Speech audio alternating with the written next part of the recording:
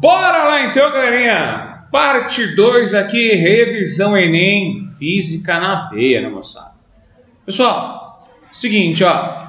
O Enem, se eu fosse apostar 2, 3 anos atrás, professor, cai Física Moderna no Enem? Eu falar, capaz, queridos alunos, jamais, isso nunca vai acontecer.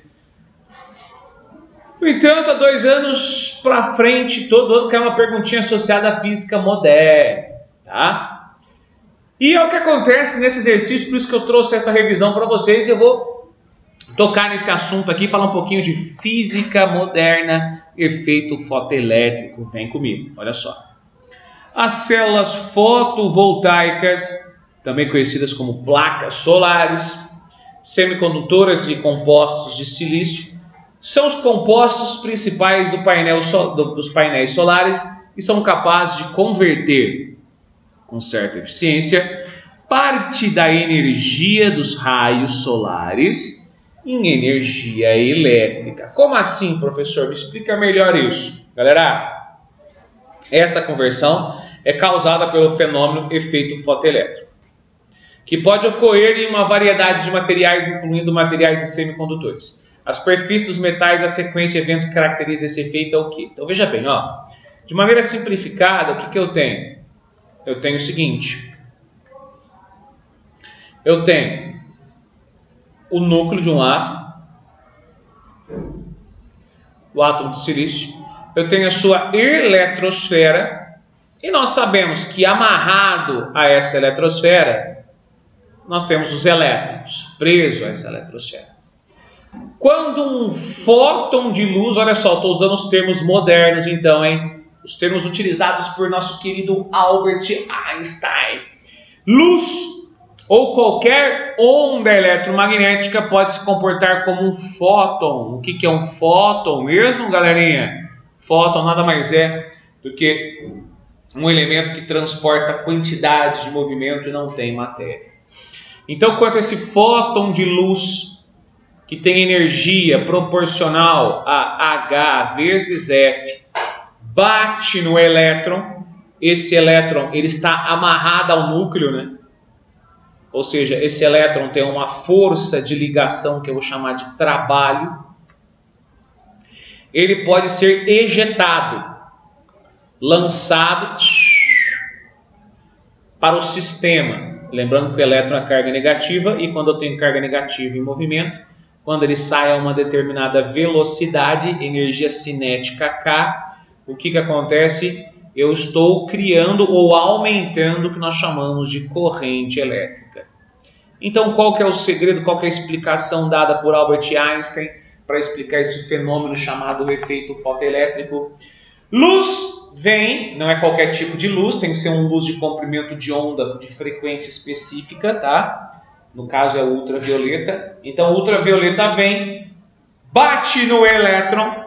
E se esse fóton, se esse raio de luz ultravioleta tem energia suficiente para arrancar esse elétron do núcleo, ele sai a uma certa velocidade, ele sai a uma certa energia cinética e agrega-se à corrente elétrica do circuito. Moral da história, em outras palavras, eu poderia dizer que eu tenho a absorção do fóton de luz e emissão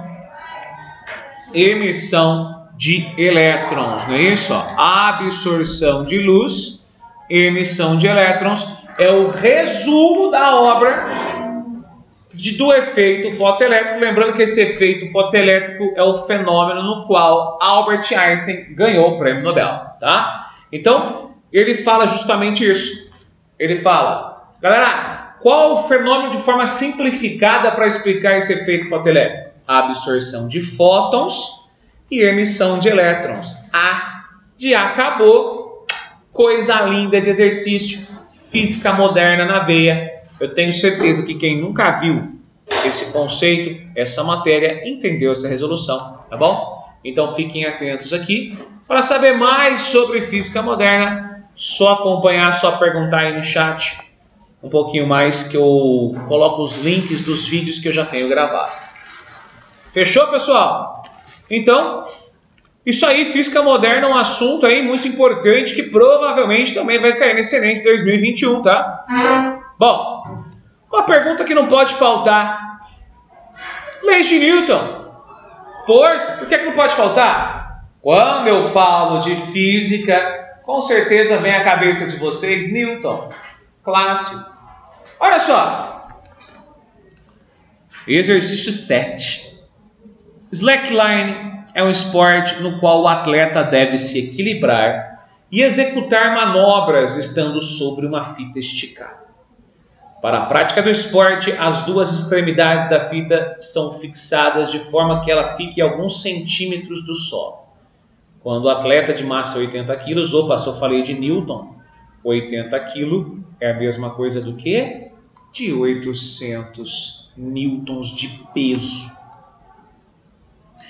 Está exatamente no meio da fita. Essa se desloca verticalmente, formando um ângulo de 10 graus com a horizontal, conforme esquematizado na figura. Sabe que a aceleração da gravidade vale 10, o cosseno vale 0,9 e o seno 0,17. Estou perguntando, qual que é a força da fita? Então, olha só, pessoal. Isso aqui eu estou trabalhando o que nós chamamos de estática de um ponto material. E estática de um ponto material afirma que a somatória de todas as forças que atuam nesse sistema é igual a zero. Galera, quem me acompanha aqui nas lives, quem me acompanha aí na vida acadêmica no YouTube, etc., sabe que eu trabalho vetor de uma forma ímpar, de uma forma diferente. Porque vetor tem duas direções, eu nunca misturo as duas. Eu faço sempre por decomposição e é assim que eu vou fazer o exercício. O que eu quero dizer com isso? Se a somatória das forças tem que ser zero, significa que no eixo Y, todas as forças somadas têm que ser zero. É assim que eu vou trabalhar. No eixo X também, mas nesse caso, no eixo Y já será o suficiente. Por quê? Olha só, vem comigo. Pensa na fita. Tem força-peso. Vertical e para baixo. Tem uma tração. Tem outra tração. E essa tração forma 10 graus com a horizontal. 10 graus com a horizontal. Galera, pensando aqui no eixo Y, bora lá, vem comigo, ó, eixo Y. Olha só o que eu tenho no eixo Y. No eixo Y eu tenho o seguinte, eu vou ter peso para baixo e duas componentes da tração para cima, porque são dois pedacinhos. Eu tenho a corda da esquerda e a corda da direita. Então vai ser duas trações no eixo Y. Somadas as duas, eu sei que tem que ser zero. Por que tem que ser zero? Porque está em equilíbrio, está parado. E o exercício fala, calcule a força de tração, calcule a tração da corda. Galera, o TY, a gente pode observar na figura que o TY está sem o ângulo de 10. Ó. O ângulo de 10 está com o eixo X, né? Então quem me acompanha nas lives sabe que eu trabalho o vetor dessa forma. Nesse caso, o Y está sem o ângulo, quem está com o ângulo é o X. Então eu posso escrever que menos 800, porque o peso é 800, mais, porque está para cima a tração Y, 2t sem o ângulo, 100 é 10, tudo isso é zero. Oh, ficou fácil, hein, moçada? Ficou fácil. Seno de 10 é 0,17. Vou passar 800 para o outro lado. Vai ficar 2 vezes t vezes 0,17 é igual a 800. Coisa linda! Então ficou tração vezes 0,17 é igual a 400. Porque eu passei o 2 dividindo 800. Tração é igual a 400 dividido por 0,17. 400 por 0,17 vai dar 2.300 e pouquinho. Ou seja, 2.400 newton de força de tração em cada gominho dessa corda. Que vale aproximadamente, em notação científica, 2 vezes 10 ao 2,4 vezes 10 ao cubo, alternativa D de W. Galera, para quem não me acompanha nas lives, vai estar achando quase impossível isso daqui, né? Professor, não estou entendendo direito o que significa, o que é essa forma de analisar vetores. Então, deixa na descrição aí a sua pergunta, a sua dúvida, porque desse jeito, usando as dicas do Lucão trabalhando o vetor, galera, não tem segredo, o exercício fica fácil por demais. Então, deixa aqui mais uma dica do Lucão, leis de Newton, estática de um ponto material, soma tudo igual a zero, vai cair no Enem, tá bom? Bom, vamos lá, exercício 8, o que está faltando? O que está faltando? Ouvir uma energia por aí, não? Onde já se viu fazer uma prova do Enem sem ter energia? É impossível. Então, bora lá. Quando eu falo de energia mecânica, eu tenho três formas de calcularmos energia mecânica. Eu tenho energia mecânica, para quem não sabe, é aquela energia associada ao movimento, tá, pessoal? Eu tenho energia cinética, que é mv² dividido por 2. Eu tenho energia potencial gravitacional, que eu calculo fazendo mgh. Eu tenho energia potencial elástica, K, constante da mola, deformação ao quadrado dividido por 2. Pessoal, existe um princípio básico na física e na natureza: nada se perde nem se cria, tudo se transforma. E o que é legal disso? Que esse exercício ele pega esse conceito para Cristo aqui, ó. Olha só. Um projetista deseja construir um brinquedo que lance um pequeno cubo ao longo de um trilho horizontal. E o dispositivo precisa oferecer a opção de mudar a velocidade de lançamento. Para isso, ele utiliza uma mola de um trilho onde o atrito é desprezível, conforme a figura. Para que a velocidade do lançamento seja 4 vezes maior, o que eu tenho que fazer com a mola? Então vamos pensar o seguinte. O que aconteceu em termos de energia aqui? Eu tinha o gatilho, eu tinha a energia elástica, e essa energia elástica virou velocidade. Ela virou energia cinética. Moral da história, pessoal, eu posso escrever matematicamente kx² dividido por 2 é igual a mv² dividido por 2. Certo? Energia elástica virou energia cinética. Bom, qual que é a relação matemática entre velocidade e mola? Vamos ver? É só isolar a velocidade. Os dois vão embora. Ficou isolando a velocidade. Kx² dividido por m é igual a v ao quadrado. Tira a raiz.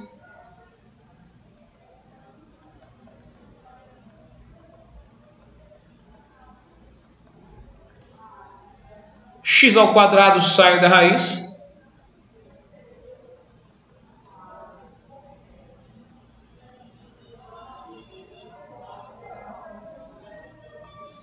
Aqui é um vezes, né? Moral da história. Matematicamente falando, nós temos essa equação. Essa equação fala o que para a gente, pessoal? Olha só. Para aumentar a velocidade, eu devo aumentar a deformação da mola. São grandezas diretamente proporcionais. Se eu quero quadruplicar a velocidade, basta quadruplicar a deformação da mola, mantendo a massa e mantendo a constante, que é a própria mola. Pronto. Essa é a relação entre velocidade e deformação da mola. Então, o que eu devo fazer para aumentar 4 vezes a sua velocidade? Eu devo manter a mesma mola, ou seja, o mesmo K, e aumentar 4 vezes a sua deformação. B de bola, tá? Um exercício quantitativo que envolve o conceito de matemática associado aí a grandezas proporcionais e também um conceito quantitativo de energia, né? Lembrar o que é energia potencial gravitacional, elástica, lembrar o que é energia cinética, lembrar do princípio de conservação de energia, além da relação matemática entre essas grandezas, velocidade e deformação. Então, eu achei importante relembrar esse assunto de energia para vocês, porque é um assunto que caiu e cai aí todos os anos. Pode ser que esse ano caia algo associado à energia gravitacional, né? Por exemplo, quando eu deixo um objeto cair, esse objeto perde altura, porém ganha velocidade. Então eu posso conservar a energia gravitacional, virando energia cinética, só vai mudar os parâmetros utilizados, porém a ideia é a mesma. Tá bom, pessoal? Então, só para reforçar o bilhete de eletrodinâmica aqui, o exercício 9, ele fala um pouquinho para a gente de potência elétrica. Isso mesmo, lá na parte 1 da nossa revisão Enem 2021, eu já trabalhei com vocês a parte de potência elétrica. E todo mundo sabe, lembra, que potência é π ou potência é π ou potência é por, né? Ou potência vale por. Galera, presta atenção, moçada. Potência watts, corrente ampere, que é o I. Tensão é 1 volts e o E é resistência, que é ohm. Olha o que o exercício fala pra gente, ó. Alguns peixes, como por aqui, a enguia elétrica da Amazônia, podem produzir uma corrente elétrica, corrente, quando se encontra em equilíbrio, em perigo. Um poraquê de 1 metro de comprimento em perigo produz uma corrente de 2 amperes. Amperes é o valor de I, moçada.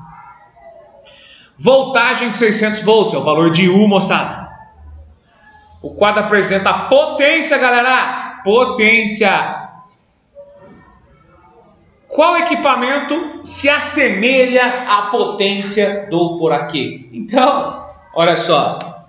Tendo de cabeça as equações que calculamos potência, fica fácil identificar que nesse exemplo em particular é viável calcularmos a potência desse peixinho poraquê pela relaçãozinha do π. Ou seja, a potência vai ser 2 amperes de corrente vezes a voltagem, que é 600. 2 vezes 600, também conhecido por 1.200. O que é watts? Todo mundo no sistema internacional.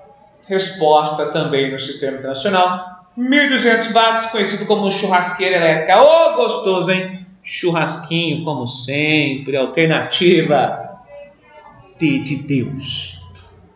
Moçada, eletrodinâmica é o que há no Enem. Bora estudar isso, bora reforçar. Tá com dúvida? Vai nas playlists eletrodinâmica, aquilo que fiz, tá?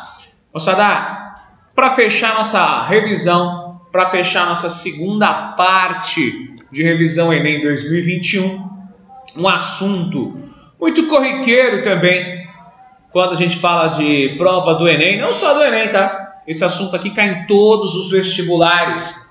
É ondulatória, né, moçada? Ah, professor, mas você não explicou a parte de ondas eletromagnéticas? Sim, eu expliquei a parte conceitual, que está dentro ali da ondulatória. Mas esse exercício 10 eu vou trabalhar mais a parte quantitativa. Ou seja, eu vou trabalhar a equação fundamental da ondulatória. O famoso vem lamber ferida, V igual a lambda F. Então, Quais são as dicas que eu deixo para você nesse exercício aqui, nesse tema chamado equação fundamental do ondulatório? Primeiro ponto. Onda transporta energia, não transporta matéria. Onda transporta energia e, no máximo, quantidade de movimento. O que eu quero dizer com isso? Que quando eu uso a equação V igual a lambda vezes a frequência, esta é a equação não da matéria, é a equação do transporte de energia. Qual é a velocidade com que essa onda transporta energia? É só calcular seu comprimento de onda e multiplicar pela sua frequência. Ou lambda sobre o período. Vale a pena lembrar que frequência é o número de voltas por tempo. Vale a pena lembrar que período é o tempo de um ciclo, o tempo de uma volta. Ou seja, frequência inversa do período, período inverso da frequência. Coisa linda de Deus, certo, moçada? Bom, então olha só. É esse princípio que eu vou usar para resolver esse exercício, hein? Vem comigo. O sonorizador, aquele brum, brum, brum, brum, brum, brum, quando eu estou chegando numa obra, numa rodovia, estou chegando perto do trevo, né? Tem o brum, brum, brum, brum, brum, brum. Todo mundo passou por esse sonorizador algum dia na vida. Conhece o brum, brum, brum, brum? Tenho certeza que sim. Ó, o sonorizador é um dispositivo físico implantado sobre a superfície de uma rodovia, de modo que provoque uma trepidação e ruído. É o brum, brum, brum, brum, da passagem de um veículo sobre ele, alertando para uma situação atípica à frente, como obras, pedágios ou travessia de pedestres. Ao passar sobre o sonorizador, a suspensão do veículo com velocidade de 108 km por hora, a gente está cansado de saber que isso aqui não pode, porque isso não está no sistema internacional. O sistema internacional é metros por segundo e é só dividir por 3,6, não é verdade? Então, 108 dividido por 3,6 vai dar 30 metros por segundo. Velocidade, 30 metros por segundo. E esses sonorizadores são separados por 8 centímetros. Então, veja bem, ó, eu poderia imaginar esse sonorizador como se fossem ondinhas. E cada distância de 1 para o 8 é de 8 centímetros. Em outras palavras, eu estou querendo dizer para vocês que o meu comprimento de onda vale 8 centímetros. Mas como nós estamos utilizando velocidade em metros por segundo, eu vou ter aqui então comprimento de onda 0,08 metros. 8 centímetros, 0,08 metros. Velocidade, 30 metros por segundo. E eu peço, olha que belezinha, a frequência de vibração do automóvel. Coisa linda de exercício, moçada. Por quê? Só lembrar que isso aqui pode ser trabalhado como uma onda. E quando eu tenho uma onda, o transporte da energia dessa onda é o V igual a lambda F. Então, sabendo disso, vamos lá, vem comigo, pessoal. Velocidade 30.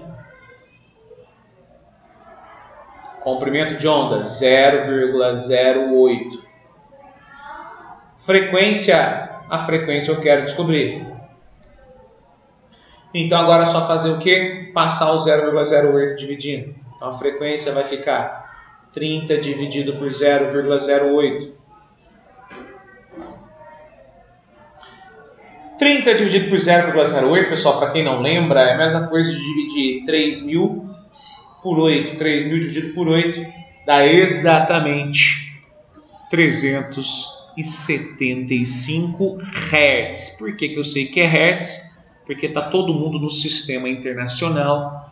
Alternativa C de novo, de churrasquinho. É, C, galera. Equação fundamental do ondulatório. É fundamental lembrar disso aí também para o Enem. Eu tenho certeza que vai cair na prova. Talvez você use essa equação para achar uma frequência. A partir da frequência você faz analogia a alguns gráficos. Mas com certeza você vai usar essa equação na prova. Eu quero deixar de recado para vocês o seguinte. Vocês podem ver que algumas equações clássicas caem na prova. Quais são essas equações que a gente trabalhou hoje para vocês? V igual a lambda F, potência elétrica π/π. Você ri quando eu falo de resistores, que é a primeira lei de Ohm. De equação e a equação das energias, né? Energia cinética, mv²/2. Energia gravitacional, mgh. Energia elástica, kx²/2. São equações que com certeza cairão na prova desse ano. Então anota esses bilhetes, eu tenho certeza que está na mente de vocês. Valeu, até a próxima, boa prova.